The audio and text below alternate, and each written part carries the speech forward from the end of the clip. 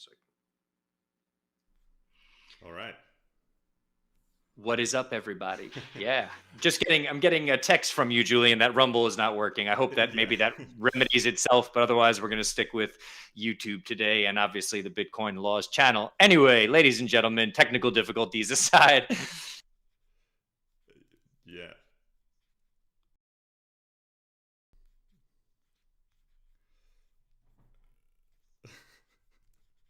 Yeah, Frank, I'm getting a bit of an echo and I'm not entirely sure why, so I'm just going to try and diagnose that.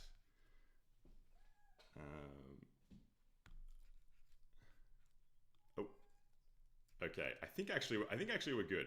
Frank, have you wanted? Okay, I think I've got you now. Can you hear me, All Frank? right, I can hear you. Can you hear me? Good.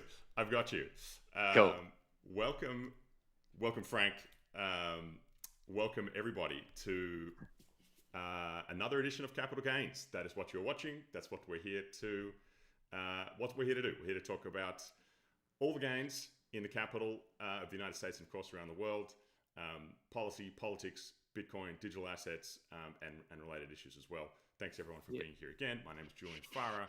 With me, as always, political correspondent for Bitcoin Magazine, Mr. Frank Korver. That's the proper introduction. I think now we're ready to go. Frank, how you doing? Doing well. How are you, sir? Good. Nice. Well, we've got a fair bit to talk about this week. A few things on the agenda, including a bit of a format update. So some of the things we'll touch on, of course, we've got some Clarity Act news, new draft from the Senate Banking Committee. We have some digital asset principles from the Democratic Party. We have Freedom Tech in Nepal going crazy, and other things as well. But I guess before we do that, we have a special guest that's going to join us in just a moment. So Frank, why don't you, I suppose, introduce Jorge, and then we'll So we're with Jorge Hirasati today, a good friend of mine. Some background on Jorge. Well, he's the head of the Economic Inclusion Group.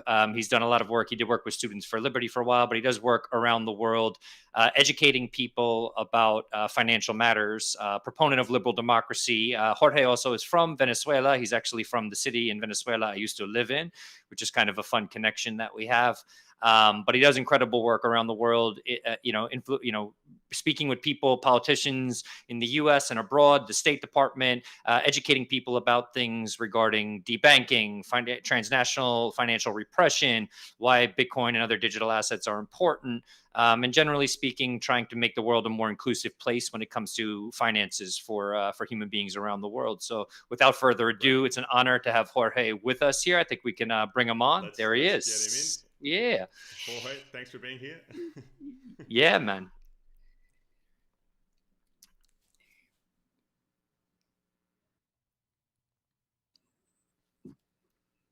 Yeah, well, I mean, we pale in comparison, I think, to what you're doing, but we give it our best shot. You're actually physically traveling around the world nonstop. You're coming to us from Mexico City today. Maybe just a brief introduction. Anything I may have missed? Tell us about maybe the work you're currently doing in Mexico City and just generally the mission that you're on.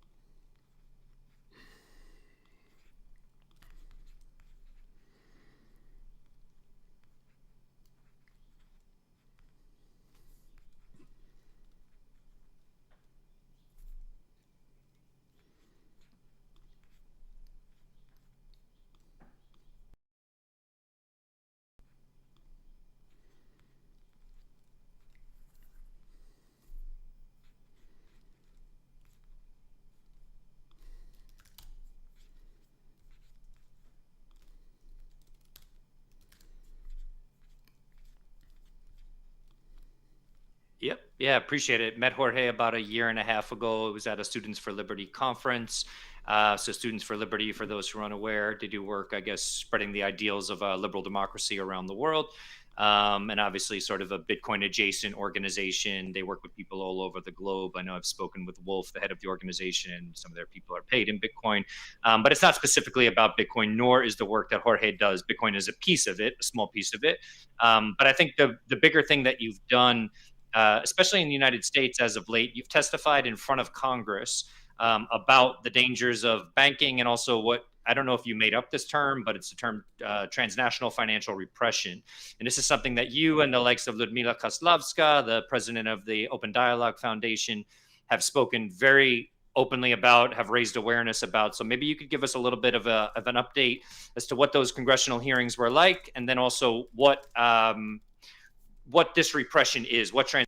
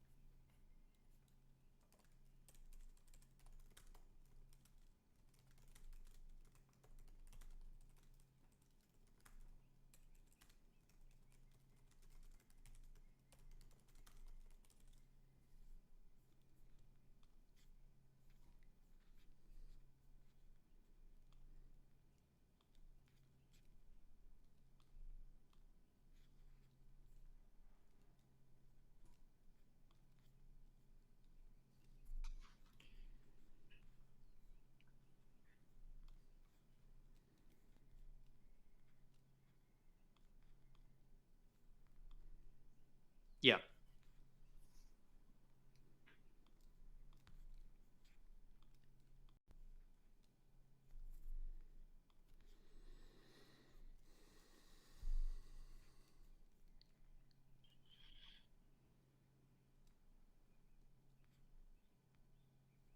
Hmm.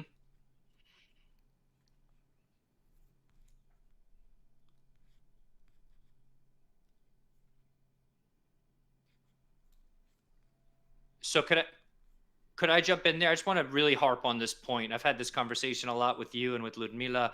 So basically, what you're saying, so let's say Kazakhstan wants some information about somebody who's using a bank that has a branch in both London and Kazakhstan. So Kazakhstan being an autocratic government or having an autocratic government, they can request data simply because this bank has locations in both countries. Is that a fair way to put it?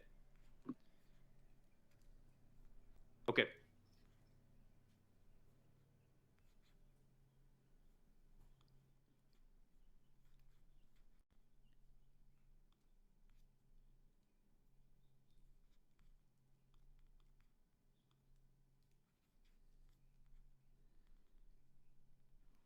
Mm,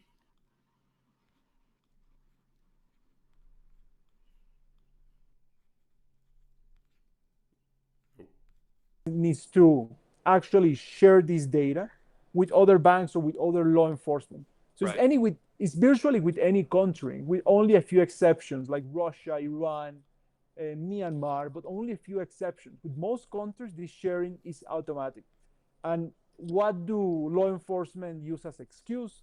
They always use financial crimes as the excuse to do so. The potential for financial crimes or actual financial crimes? This is a very good distinction. Is the potential for financial crimes. Yeah. Because look, if somebody is convicted in a court in the US of some sort of financial crime, okay, that's a different story. Right. But the situation right now is that in financial crime context, there is no presumption of justice, of innocence. There is no presumption of that. So enforcement, or if somebody thinks that you are doing something wrong, banks can access, or people can access this information that you have.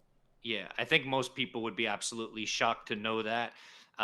You know, both you and I know a bunch of activists who have been impacted by this. But generally speaking, it just feels like a pretty gross violation of privacy. And this is something that, you know, it can exist because of, I guess, the way that the Bank Secrecy Act operates, KYC, AML policies that have sort of been formed in the wake of that, that have only been heightened in the wake of things like the Patriot Act, which came after 9/11 in 2001. So I guess with Yes, this kind of stuff, please. yes, in Yeah. that regard, that's the important thing Americans needs to understand. Yeah. The crux of the problem, the lack of financial privacy, the debanking issue, all these financial problems had the root cause at the Bank Secrecy Act. Yeah. The Bank Secrecy Act pushes banks or encourages banks or mandates banks to store, to collect, to share all your private information. And it asks banks to behave like policemen, Yeah. to do these police functions of checking all your transactions. The way anti-money laundering rules work in the US in the Bank Secrecy Act is that banks are asked to monitor a lot of transactions. Banks can be fined for subjective criteria. Banks can be fined for reputational risk issues. Yep. And because of this, it puts tremendous pressure into the system. Yep. You don't have any kind of financial privacy these days. And at the same time, these rules are so vague that regulators can actually use against people. So with the work you're doing, from what you've shared with me, is that when you bring up some of the abuses that exist as per these rules and their vagueness, sometimes people within the State Department, within other aspect dimensions or other branches of government, are kind of shocked. Like, we didn't know that this was happening, or we didn't know that these sorts of abuses were playing out. So if you could speak to that quickly, and then also with the work you're doing, what do you feel like, what are you having success in remedying here? What are you actually sort of getting accomplished? What are you changing with the work that you're doing? Yes, people are shocked in two different dimensions. In the foreign policy dimension, as you said, people at the State Department, in Congress, etc., they are not aware about how easy is for the private information of American companies, citizens, residents. How easy is this information shared to virtually any country, whether they are allies of the US or they are not allies of the US, which puts in danger several communities. One, you mentioned, are people in policy, people in activism, people in journalism, Yeah. but also people doing business. Because if you are doing business and one of your competitor is, for example, a Chinese firm, the fact that they have access, or they could have access to your financial information, puts you in a disadvantage Yep. against them. Yep. On the banking side, there is really not much awareness about these regulatory issues. It's still a very niche subject. There is many people who has specialized on, for example, other issues like tax, trade, etc. But when it comes to financial compliance and anti-money laundering rules, there is really not much expertise. You can see that even in the executive orders that the White House has put to end debanking. Yep. They are a step on the right direction, but it really shows how superficial is the understanding of this issue. Yeah. When it comes to the Treasury Department, it's the same thing. And again, I have a better understanding of this problem is because I started working on this before it became a bit more known. I started working on this years ago because I saw many people in the US that were not able to have a bank account. I started to understand, I started to ask why, and then I realized that there was no papers, no reports, no systematic analysis of this problem. It's amazing. Yeah, right now it's become a hot issue, but you have been working on this for years. I would say partially in part because you know many people who have immigrated, maybe who have left Venezuela or other countries, who have had to sort of try to get a bank account or set things up and struggled to do so for one reason or another. Yes. I don't want to. It's very important to Yep. sorry, to emphasize this. Is like people that are debanked are not only people that are attacked with political tools. It can also be unintended consequences of bad regulation. Yep. Because the way anti-money laundering regulations work is that they classify specific industries or sectors of instruments as high risk. So they ask banks to do this extra compliance. For example, they classify people from certain countries as high risk. Yep. They classify people as certain industries as high risk. They classify people that work in specific jurisdictions. So what happens is that then when a person from Venezuela tries to open an account in Spain, I start to realize that they were being denied systematically. Why? Because it becomes too expensive for the bank to have them. Similarly, when people are sending humanitarian aid to Middle East, to Ukraine, to Latin America, again, it becomes very difficult to do the assessment of anti-money laundering rules. So what banks do is that they just push them away from the financial system. But we live in a world in which if you don't have access to financial instruments, you cannot be part of society. You cannot flourish economically. You cannot, it is difficult, it is impossible almost. Because just think about all the things that you can do with cash. You can only buy groceries, you can buy a few things here and there, but you cannot establish a life. You cannot get jobs, you cannot rent an apartment, and you cannot really live a life. And this is what we have been highlighting. You asked me before about the successes that we have done. In the US, we will put this bill in Congress. It's a first step, but it's something that we're working. We have influenced a couple of reports at the State Department level. And in Europe, we also have influenced a couple of resolutions at the Council of Europe. And recently we did a hearing at the European Parliament. And we are also doing similar hearings in the US. Yep. Amazing Jorge, work. Please, if I can just jump in. Of course. Fascinating work, and it sounds like you're able to have so many great conversations, I suppose, around the world in many different jurisdictions. But I suppose that raises a question for me around how hard is it to present a kind of unified argument against debanking, or I suppose create a kind of uniform response to it when you have so many different, I suppose, methodologies that kind of fall under this umbrella that we call political debanking, right? It's one of the things that we've seen in the US is that there's this informal element to it, right? You have a kind of a wink and a nudge, and some pressure being applied from regulatory agencies to let's say banks in the private sector. And I guess this is a kind of many-headed hydra that can take so many different shapes and forms.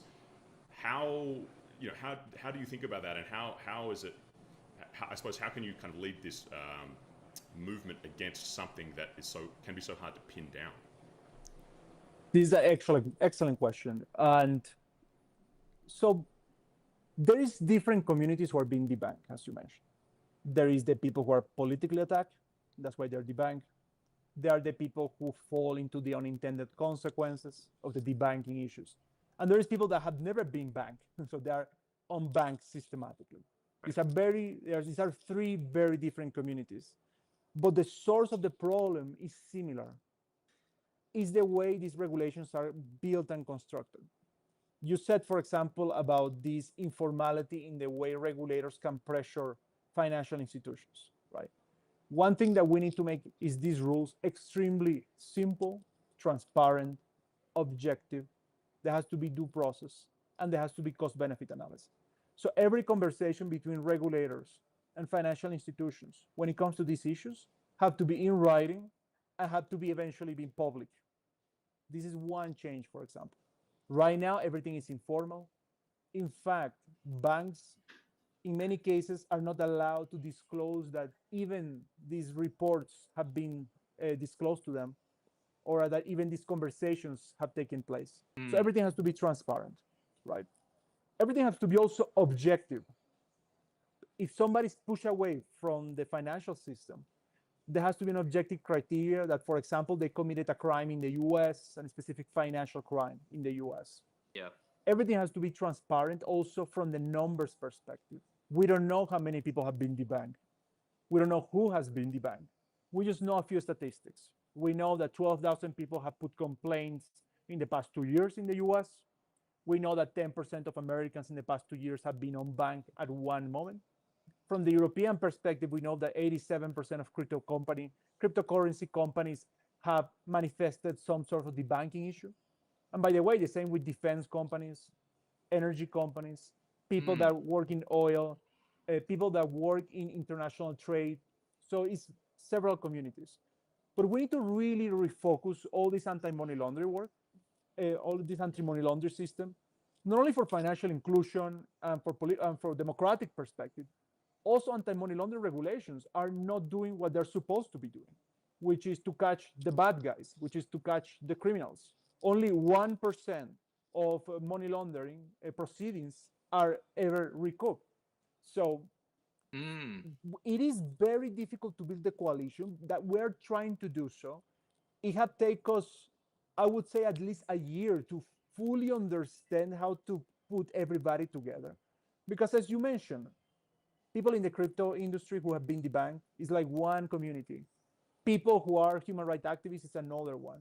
Yep. People who are traditional foundations is another one. But we need to find a way to bring everybody together for financial inclusion purposes. Yep. I appreciate all the perspective. I think that's probably close to a good place to wrap it up. We have to touch on some other news as well. But any final thoughts, Jorge? How can people support what you're doing? How can they learn more about what you're doing? Of course. Thank you, Frank. They can go to all my social media, Jorge Gerisati, Economic Inclusion Group, or website is econinclusion.com. Yep. So go there, reach out to us. We are interested in finding or talking to three kinds of people. Victims of debanking is very important for us, experts on the situation, and people who want to join, who want to support, either support with their talents or financially. And thank you very much, Frank, for always giving us a platform and for, again, raising awareness about all these issues. Yes, at least we can do. You know, we're Julian and I are here talking about it in the news. You're out here making the news and affecting legislation. So for those who aren't following Jorge yet, please make sure to do so. You know, there's really only a handful of people like him behind the scenes that are very sort of in touch with the Bitcoin community, that are really trying to remedy some of these issues that we often talk about. And Jorge puts his life into it. He travels the world doing this. Because it needs to be a global effort, because not only are we dealing with the United States and other countries, but we're dealing with international agencies like the Financial Action Task Force and obviously things as large as the IMF and World Bank. So it takes an immense amount of coordination. You do this, you know, with your own organization, your own grassroots efforts. So we just want to say thank you for the work that you do. Thank you for joining us today. Thank you, Frank. Thank you, Julian. Thank you, Julian. Appreciate it. Sounds good. We'll talk soon, Jorge. I'll see you in New York soon. See you, my friend. Bye. Take it easy. All right. Well, that was super interesting chat to Jorge. Apologies to some of the viewers. I think we may have missed a couple of minutes of audio at the beginning there, but bummer. We got it back online, and that's it. Caught almost all of what Jorge has to say. So we'll have to have him back. Yep. And go a little bit deeper into some of the other work that he's doing as well. Yep. With that said, it's been a big week, I suppose, in the world of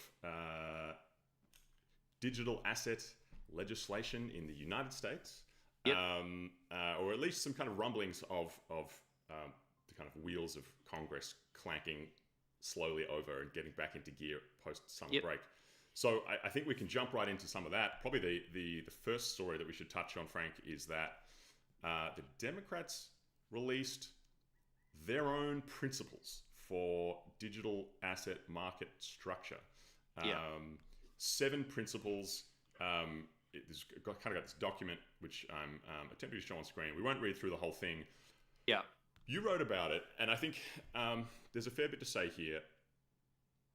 Firstly, maybe we can break it down into what's good, what's, I don't know, maybe consistent with the status quo, and then what is perhaps problematic, maybe both from our own points of view, and then also as we see the kind of reconciliation between this and the Republican point of view, and how we can kind of, I don't know, get closer to passing this legislation. I suppose one thing I'll just highlight here, if we start with the good, is there's a paragraph here in the kind of the introduction to this section called Why We Need Digital Asset Market Legislation. And it says, across the country, more and more Americans use and trade digital assets. Today, these assets make up nearly a $4 trillion market.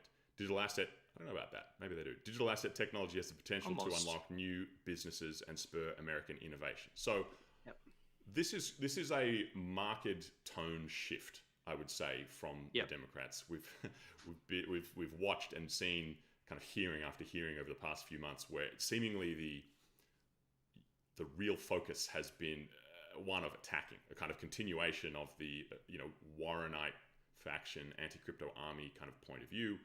Yep.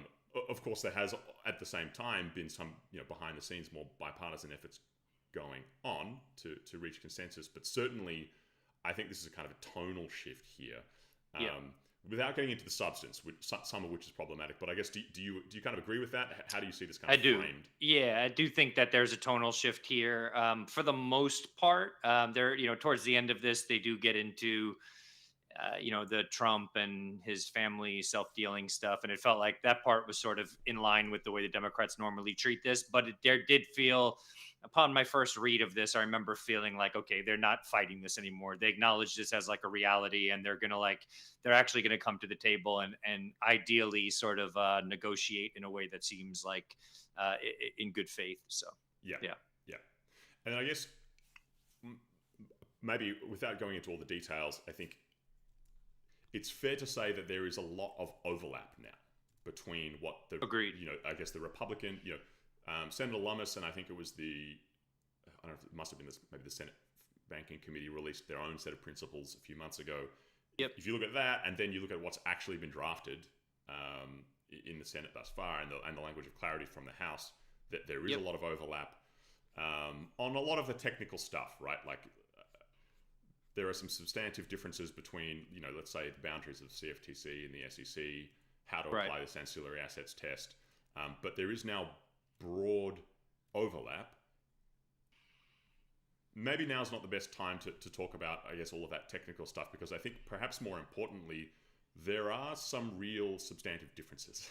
And you wrote this piece during the week about the kind of privacy implications that the Democrat framework might have. Do you want to talk a little bit about what you see going on there? I'll run through this, and also just to maybe one, I want to thank you for dealing with those issues while we were live before. So thank you for doing that. I know that could be stressful. But two, I think we're also going to get to the draft of the Clarity Act or the market structure bill. By the way, I swapped them in the agenda because I thought I think how the Democrats feel about it, I thought might inform a little bit more how we talk about the draft itself. Yeah.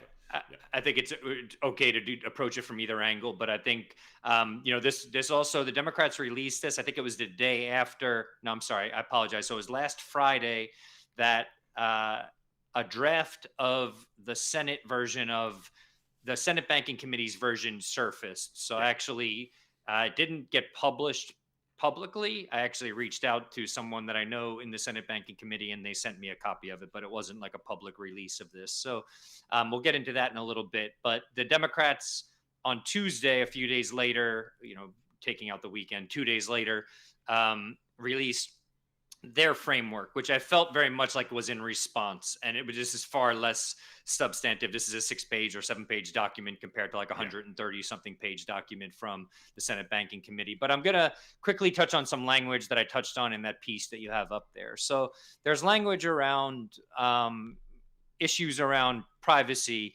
Generally speaking, Democrats want to, quote unquote, deny bad actors the ability to use public blockchains while still preserving financial privacy. So in my mind, that seems a little bit difficult. I don't know how you stop bad actors without sort of knowing information about everybody and then declaring that certain actors are bad one way or another, denying them. The way that I would understand this would be if you're using a smart contract blockchain, that there's something actually programmed into the smart contracts that would enable you maybe through a digital ID to use it or not use it. I don't know how this would be applied to Bitcoin. So just something to keep in mind. This bill, it was sponsored by Gallego, or it was, it's not a bill. I apologize. This framework was drafted by Gallego, Gillibrand, Cortez Masto, and 9 other Democrats. So it will require digital asset platforms to register with FinCEN as financial institutions. That, generally speaking, has been the case. I don't have too much of a problem with that.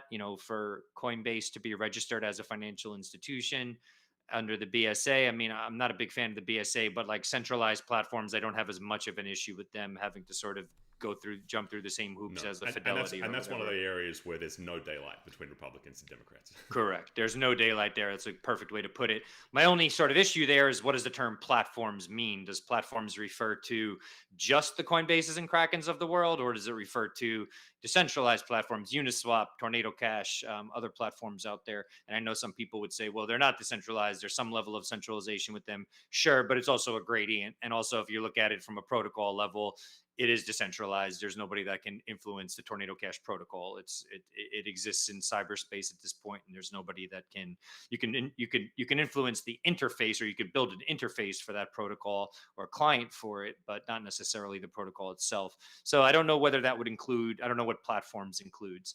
Also, the term bad actors, as Jorge just talked about, people can be labeled bad actors without due process. So that makes me quite nervous that people could just be a bad actor and now not be able to use some of these platforms. Obviously, a lot of language around complying with AML, CFT. So CFT meaning that's terrorist financing, which we don't want for sure, but complying with all of those laws. But again, does Uniswap have to comply with those laws, or does just Kraken have to comply with them? We don't really know. One of the things that's worth noting here, and I didn't really highlight it in the piece I wrote, it's that this also would require certain crypto platforms to do this, even if they're domiciled abroad. And this actually dovetailed kind of strangely with, I think it was Caroline Pham, the acting director for the CFTC, or the acting chair for the CFTC, talking about potentially enabling Americans to use offshore crypto exchanges.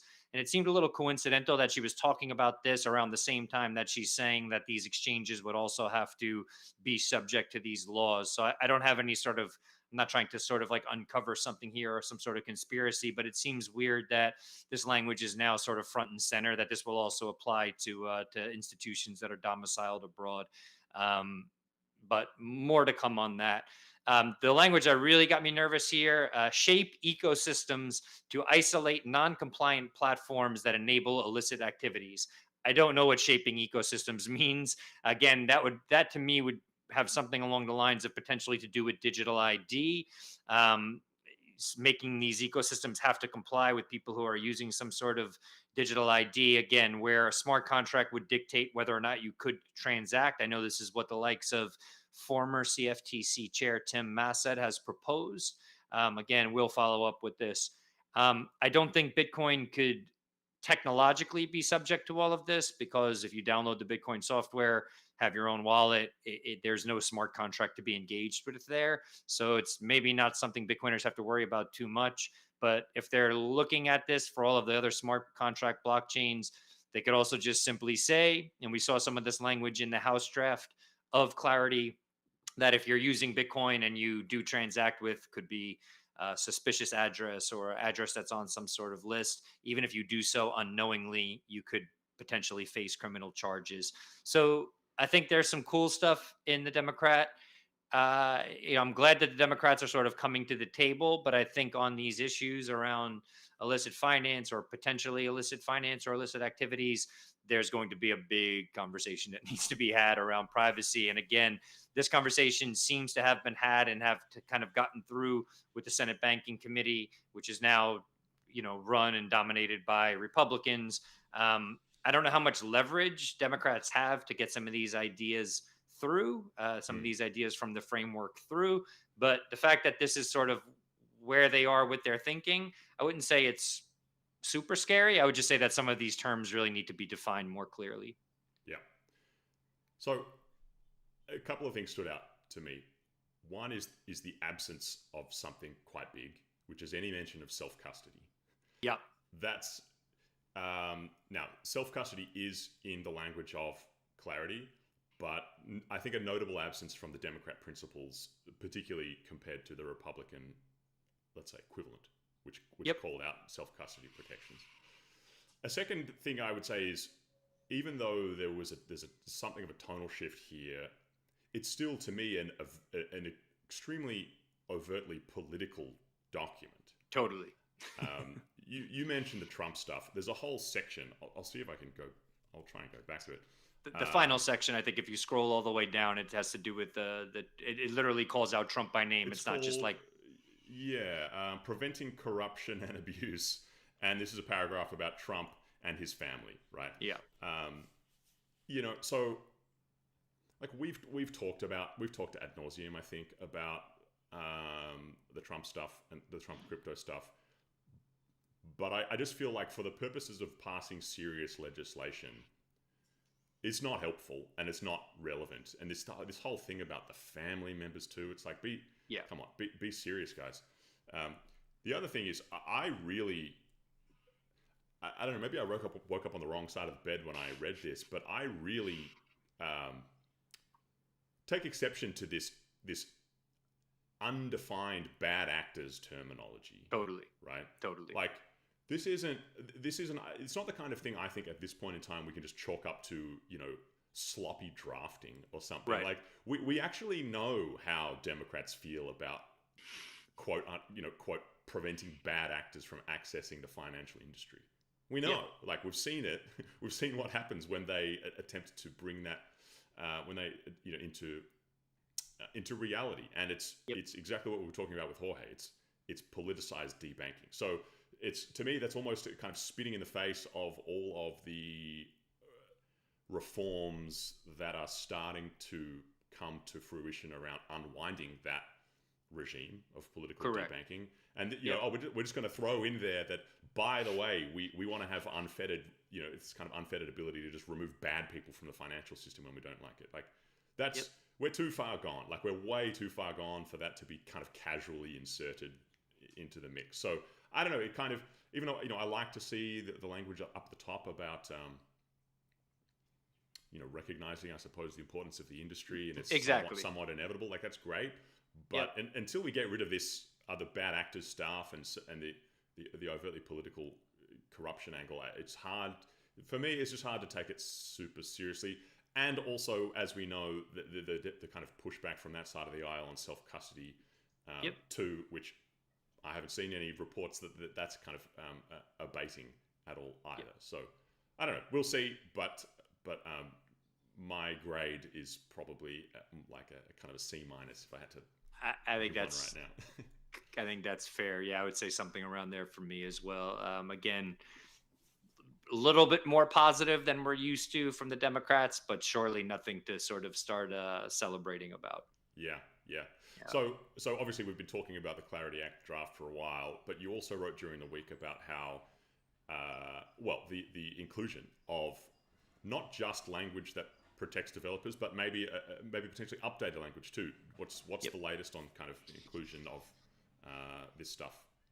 Yeah, I want to quickly give a shout out to Amanda Tuminelli from the DeFi Education Fund. If you get a chance on our Bitcoin Magazine YouTube channel, I have an interview with her. I highly recommend listening to it, even if you're not. So DeFi to her includes Bitcoin. That's included in decentralized finance.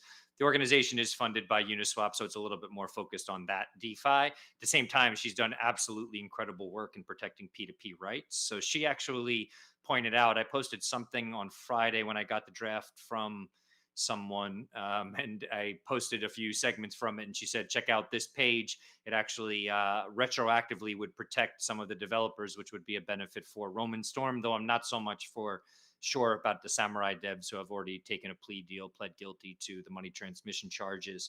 But I have a few bullet points here on my computer that I'll sort of just read from to highlight what I thought was some of the cool language in this draft of the bill as far as protecting developers.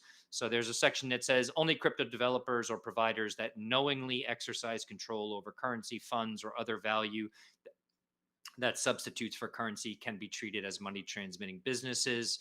That's great. So then it says also in section, so there's a section called Protecting Software Developers and Software Innovation, and it states this section and the amendments made by this section shall apply to conduct occurring before, on, or after the date of the enactment of this act. And I thought that this was kind of mind-blowing to me, in that everything I'd been told about from the policy people I'd been speaking with is, laws are not retroactive, but this apparently could be. So this is new to me. Maybe I should maybe I should not be admitting this stuff on air, but I was very, very happy to see that this can be applied retroactively, which means that as Roman Storm goes to appeal the Tornado Cash case, he'd be able. So if this gets passed into law with this language in the bill, he'd be able to use that to say, hey, look, we have laws that say that I didn't touch any of these funds. Therefore, I couldn't have been a money transmitting business. Really, really exciting stuff.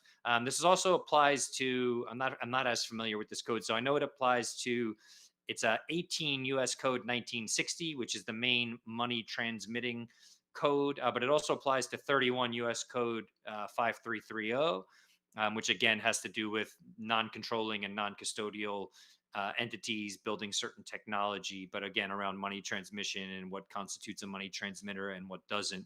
So I think that this is super, super exciting. There was some spokesperson from the Senate Banking Committee shared a quote with me saying, that this legislation took into account feedback from hundreds of stakeholders on what they wanted to see included in this. We touched on this, I think, 2 weeks ago. We saw the letter from the DeFi Education Fund, which was co-signed by 110 different advocates in the broader crypto space, including the Bitcoin Policy Institute, talking about what they wanted to see happen. Developers must be protected, or else we're not supporting this bill. So it seems that wasn't just hot air.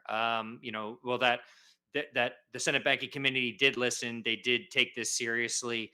I don't know what the reconciliation process is going to look like now. I don't know how much of a say Democrats are going to have in getting any of this language potentially out of the bill. I truly hope that that's not the case, because I think we're getting to a really cool place with this language and protection for developers. So definitely far more excited about what we saw in this draft of the Clarity Act from the Senate Banking Committee than what we saw in the framework from Democrats. Yeah, absolutely. Okay, well, let's move on to what is frankly a crazy story coming out of Nepal. This is kind of a funny but viral summary of some of the events that have gone on over the past few weeks.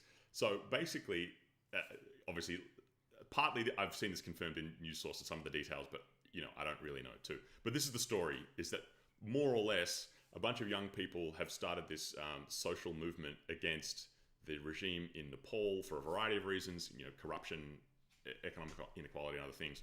And so of the past week, I guess in response to this, the Nepalese government attempted to shut down, I think, not just social media, but I think it tried to implement an internet blackout of sorts. Yep. Right. And so this precipitated some more protesting. I think the government then backed out of that internet ban, turned it back on, I suppose. Yep. Or a bit of back and forth there, but it didn't really do much to quell the unrest, and so things have kind of continued. And look, the TLDR is,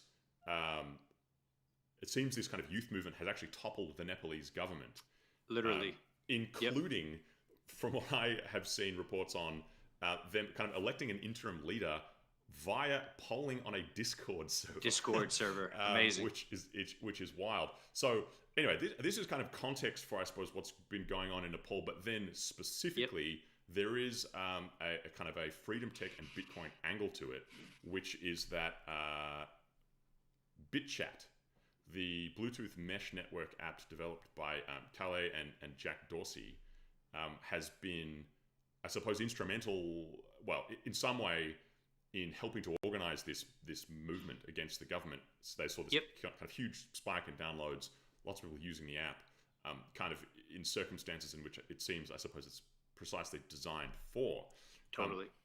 You also then had a kind of great take on this in Bitcoin Magazine about just this, how kind of important this type of freedom technology is for these types of events. So I guess with all of that said, do you want to kind of maybe summarize your take on it and add anything to that? And what do you think is going on here?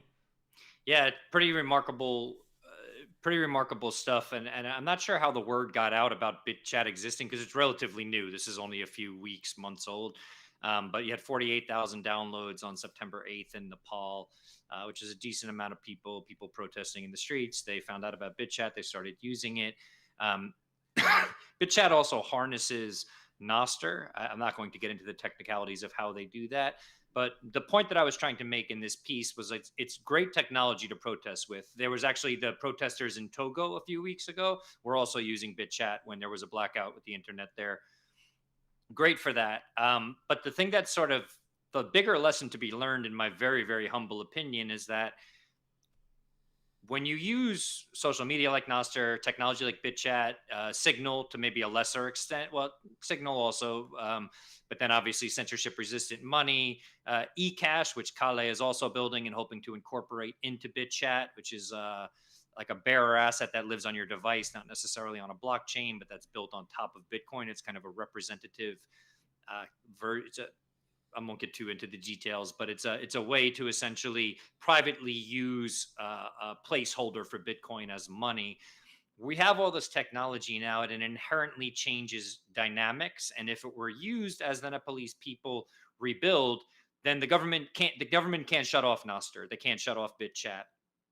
So it's a situation now where the dynamic could change permanently, where power can then reside in the hands of people, cannot be taken away. And I know that the issue is bigger than just the government shutting off 26 social media outlets. There was corruption, but that seemed to be sort of the straw that broke the camel's back. I think when they sort of cut the Nepalese youth off from the wider world, that then they were sort of like, okay, we're done. But if you rebuild with these tools at the center of what you're doing, or if you just get more comfortable using things like Nostr and BitChat, then you there's no way that the government could ever cause a situation like that again. Now, will people just use Nostr only from this point? No, they'll go back to using all of the services they probably were. But my thoughts are just sort of like, well, use this other stuff as well. And you now know it's only there as a backup. And what's exciting about this to me is that all of this technology, even Bitcoin itself, is it's in its infancy, especially the way we use it, the apps through which we interface with it. So I think it's a really exciting time to know that very quickly governments realize there's only so much control they have over their population, and so they're doing this shady stuff, shutting down social media. When the youth gets fed up, the youth fights back. They now have these tools, and I think these tools permanently change the nature of things. I actually reached out to Kale yesterday. I'm hoping to actually do a on-camera interview with him. I'm waiting to hear back if he can confirm, just to get an idea of like, what is it like to create this technology that's now more powerful than governments trying to repress their people. We're in a different world now, and it inherently changes political dynamics. And ideally, people recognize this moving forward, and again, it gets incorporated into the system as they rebuild. Yeah, it's great to see. One of the things that I didn't get a chance to talk to Jorge about, but maybe we can next time he's on, is Yep. I guess there's a lot of policy making work and political work that goes into trying to combat something like political debanking or restricting access to internet or anything else. But of course, the alternative to that is a technological solution, right? Yep. Maybe even to kind of answer my own question about, well, how ultimately do you combat this stuff? Maybe that is the answer ultimately, is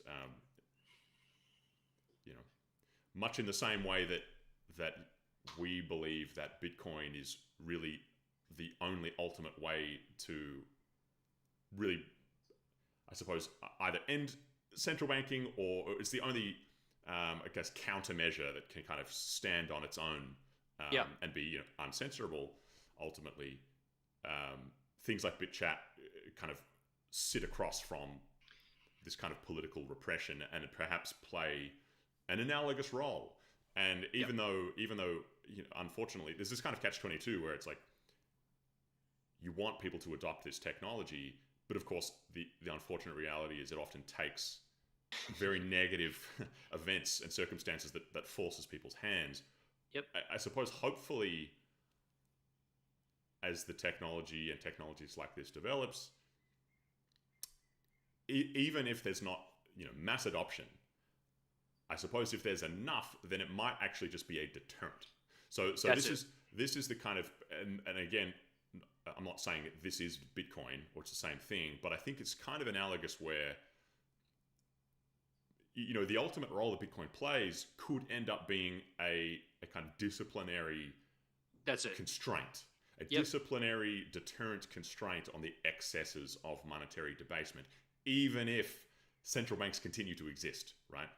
And Correct. so if you kind of have this maybe hybrid or compromise view of what the future could look like, I think things like BitChat, there's an optimistic version where maybe people don't need them. Hopefully people don't actually need them. Like, we don't need to replace Twitter or X with BitChat. But hopefully, if they grow enough, they can play that kind of analogous deterrent role. That's, I suppose, what I think about it. I think it's a great point. What you're saying reminds me of something that Alex Leishman once said to me, the founder of River.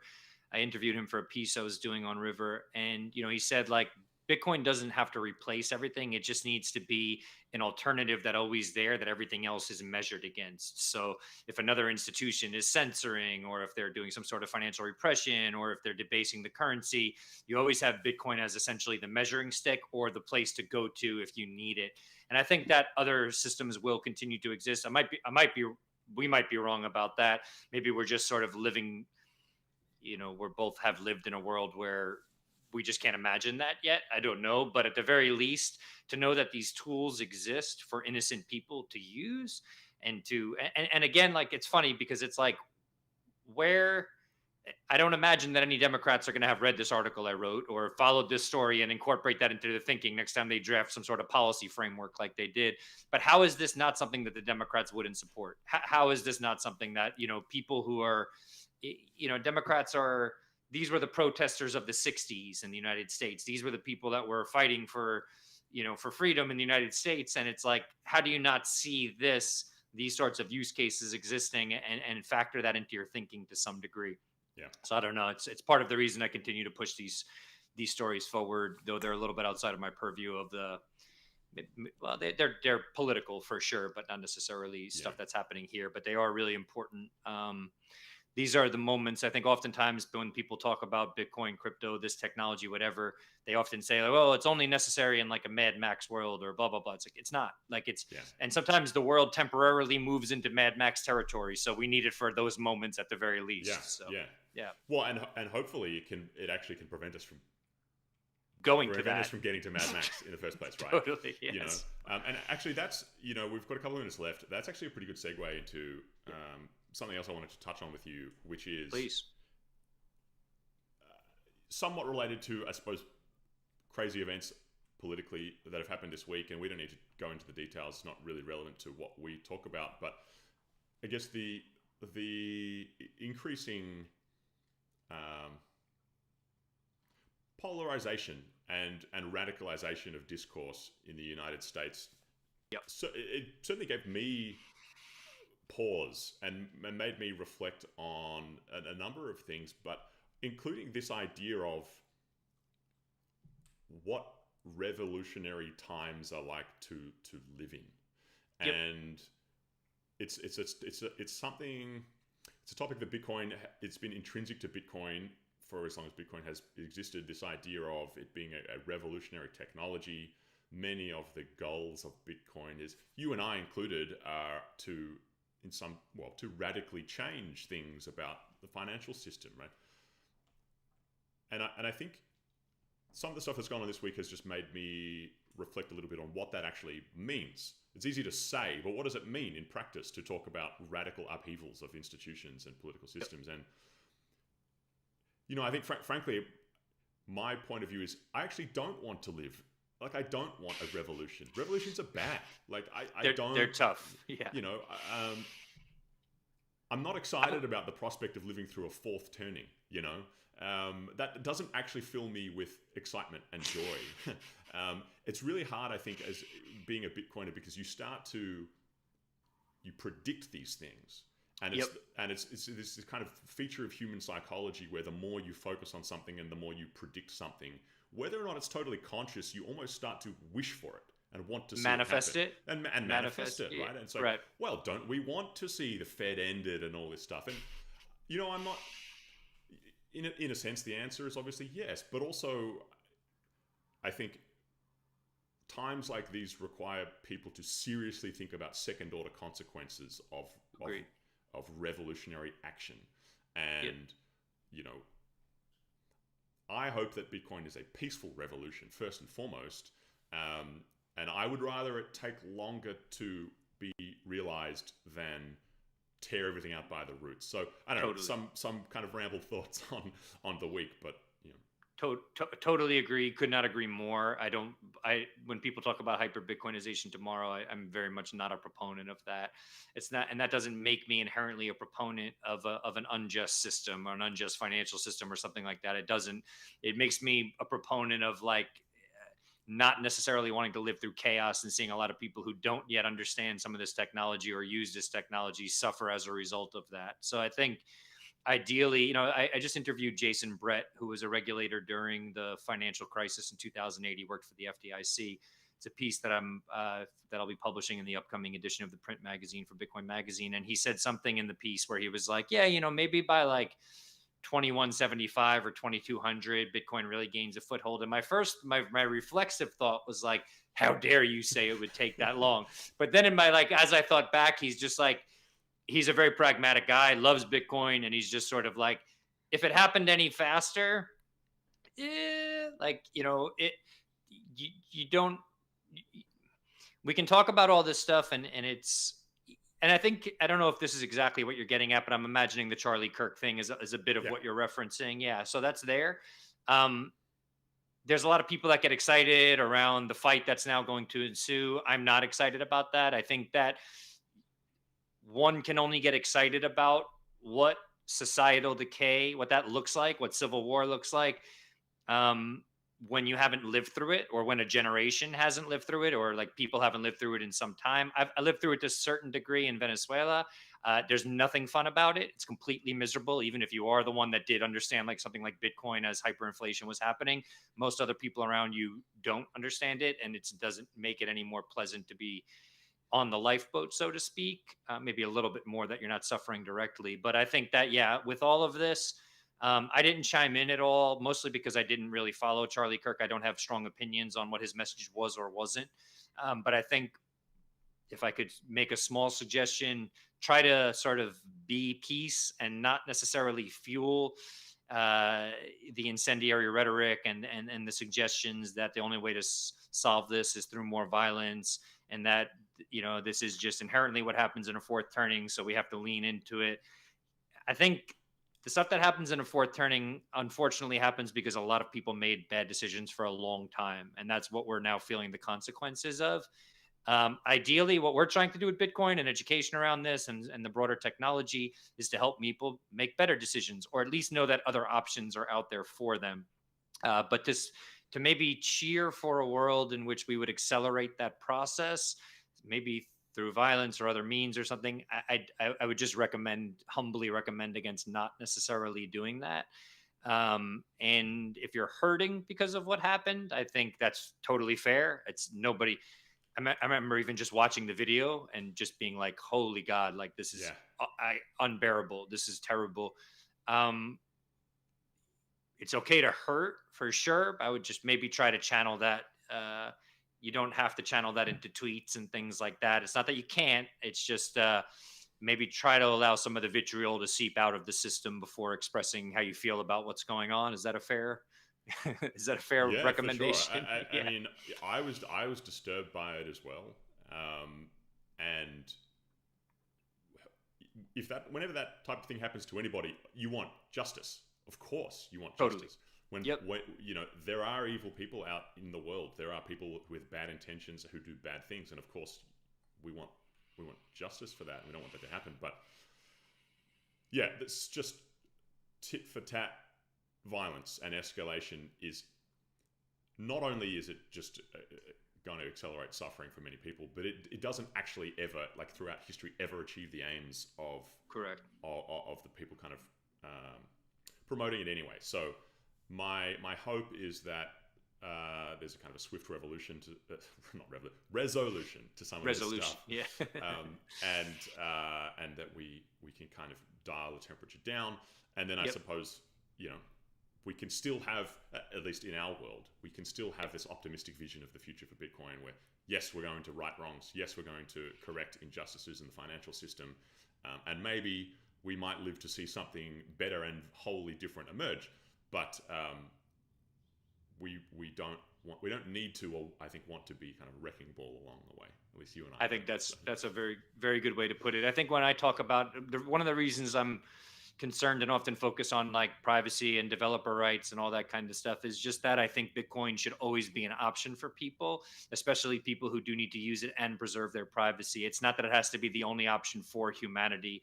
Actually, someone asked me while I was in Hong Kong whether I believe we see a hyper Bitcoinized future. And I actually said, I don't really think we should, because I think Bitcoin should always be voluntary, as should this other technology. I don't think it should be forced on anybody. So I'm very into that idea. It's probably the one side of libertarianism that I really embrace, like the voluntarism side of thing.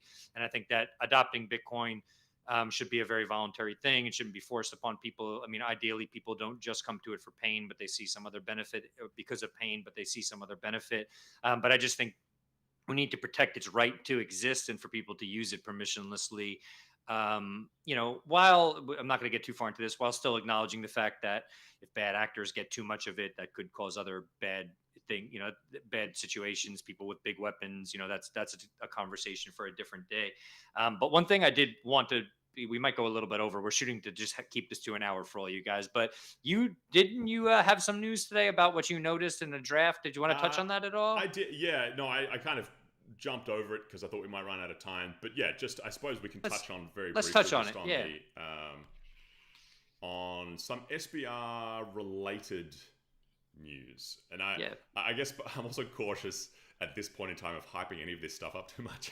Yeah. It's I'll believe it when I see it territory right now.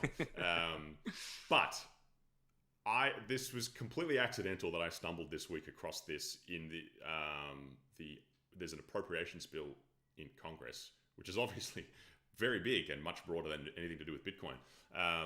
But hidden away in this appropriations bill was a section or a couple of sections talking about strategic Bitcoin reserves. And so the idea here is, I think actually I can get a better view of it. So Section 137 stipulates that the Secretary of the Treasury is going to be directed to issue a report to various folks in Congress about the feasibility, the practicability of establishing a strategic Bitcoin reserve and the stockpile, including describing any potential barriers or projected impact to reserve that the reserve and or stockpile would have on, this is interesting, on the Department of Treasury Forfeiture Fund, which is a specific fund that I hadn't seen mentioned anywhere, in conversations about funding SBRs. Yep. I did look it up. I think there's about $8 billion in it, but it's the first time I've seen the mention of that fund specifically. And then some other things too. Also, the Treasury would include in this report a description of how Bitcoin and digital assets would appear on the federal government's balance sheet. And there's a little bit more here, but that's I think the key points here. So again, I'm hesitant to hype up SBR news too much at this point in time, but to me it was meaningful because these are like practical things that could be enshrined in law and are going to direct the Department of Treasury to do very specific things, the types of things that you would expect to see if an SBR would be real, right? Yep. Let's actually think about how it's going to appear on the balance sheet. Let's actually model out the feasibility here and figure out funding. So to me, this shows that there is progress going on behind the scenes. It just might be slower than everybody has been hoping for the past 6 to 9 months. Yeah, and it's strange to me that the government wouldn't highlight this, but then I also sometimes think about it through the lens of political capital. If the majority of America doesn't really care that much about Bitcoin, then they could sort of do this behind the scenes, unveil it when it's ready, or not. Well, just maybe not behind the scenes, but in a less publicized manner. Unveil it when it's ready. That way, they still sort of give the Bitcoin voter what they're looking for. They're establishing the SBR. Most Bitcoin, some people don't want that. Some Bitcoiners, hardcore Bitcoiners, I do think it's prudent for the United States to have this. But it's it seems like maybe, I don't know, maybe you're maybe you're blowing up their spot or something a little bit. Like maybe Yeah, you're I haven't seen anybody else reporting about it. I certainly didn't see Yeah. any press release from Scott Besson about it, so I don't. Right. Maybe they're trying to sneak Exactly. this one through, but Yeah, I got which you is guys. fine. Honestly, just Yeah. do the work, and Yeah. if it's if they end up just saying, "Hey, yeah," and we did this thing while nobody was looking, and because I think that Nick Carter talks a lot about this. He's like, there is political capital involved with this. Not everybody who likes Trump also likes Bitcoin, though we might feel that way because of the world we're in and how small it is. But it's them accomplishing this stuff. It wouldn't surprise me if moving forward there was a bit less hype around it all. I think after market structure, especially, I think some of this stuff is going to get toned down a little bit, just because I think some of the bigger stuff was accomplished. Ideally, market structure looks the way we want it to look with the right sort of provisions in it. But after that, yeah, you have the Bitcoin Act, like that officially establishes the SBR. I guess when we see stuff like this, other pieces can be put in place, can be put together without that necessarily happening. So yeah, it seems like we're getting there, and I would imagine the government will, once they feel that they don't have to harp on it too much, they probably won't. Maybe it'll come back around midterms or something that they start making some noise because they want those voters to get back out to the polls. But yeah, wouldn't surprise me if this was intentionally being done in a more quiet manner. Yeah. Yeah, hopefully in a way, the less said about it, the more bullish, right? Because Agreed. The more said about it, the more it's likely to incite or inspire opposition, I guess. Yep. Let's everybody who wants an SBR to happen should hope for it to be the most boring, technocratic, dry, project happening, deep in the bowels of the Treasury Department by bureaucrats who you'll never know their names of. Yep. And then that way it'll just kind of it'll appear on the balance sheet, right? That's it. Yeah, the same way you don't really pay attention to the way the United States established or takes care of its oil reserves. Maybe similar with Bitcoin. It's just a very non-sexy thing that happens, and that's it. Yeah. Yep. Yeah, agreed.